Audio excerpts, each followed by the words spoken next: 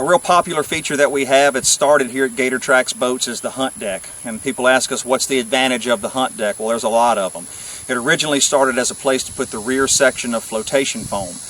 Before the hunt deck, you had foam inside the boat on two boxes in the back. It really took up a lot of space inside the hull.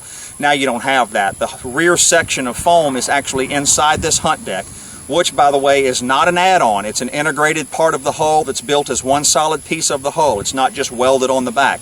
All of our braces run through the false transom and get inside the hunt deck, and they're one solid piece from front to back. But now your foam is inside the hunt deck and not inside your boat, taking up space in your hull. So you get to actually utilize all 17 feet of your 17-foot boat, or 18 feet of your 18-foot boat. There are some other advantages to the hunt deck as well, though. Number one, it moves this motor from the false transom, that's where it used to be, 20 inches back. It gets it out of the way. Now you can sit right here and duck hunt without a motor in your face.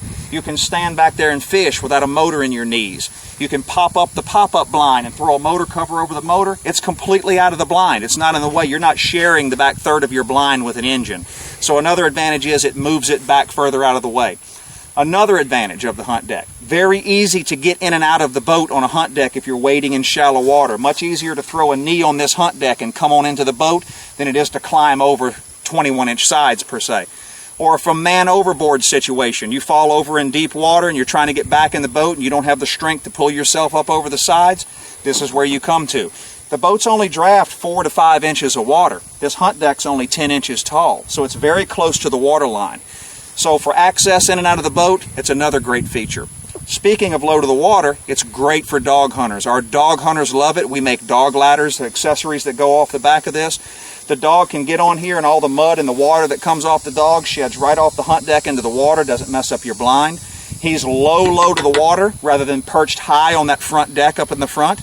He's also positioned between the engine with a grassy motor cover and the grassy blind right there. He's got some breakup to hide your dog back here. That's an excellent feature for the hunt deck. And last but not least, you cannot take a backwash with the hunt deck. You can run this motor wide open and pull the kill switch and it won't take water onto this diamond plate, much less over that false transom. When you get one of our boats that has a hunt deck feature in it, there's something you need to know, maybe a little different than what you've experienced with other flat boats. The hunt deck has two plugs. Both plugs must be plugged when you launch the boat, and both plugs need to be pulled when you leave it in the yard for rainwater to flow through the hull. Let me show you what I'm talking about.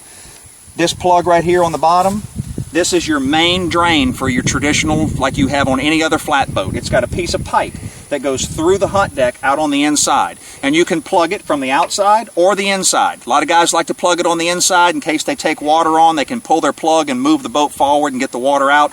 That's fine. But you can plug it here or on the inside of the hull. That's your main drain like you have on any other flat boat. Let me show you the other plug. The other plug is on this side of the motor. This plug simply goes into this hollow cavity that's filled with foam down to about right here. There's a void underneath the foam so that water that may collect inside this hunt deck can get out, and this is how you get it out.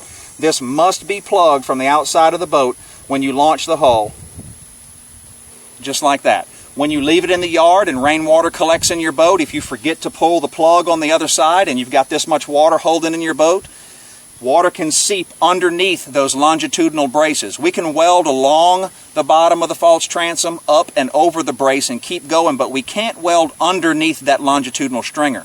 So if water is left in there on the inside of the hull with no way to get out for long periods of time, it can seep underneath those braces and get inside the bottom of your hunt deck.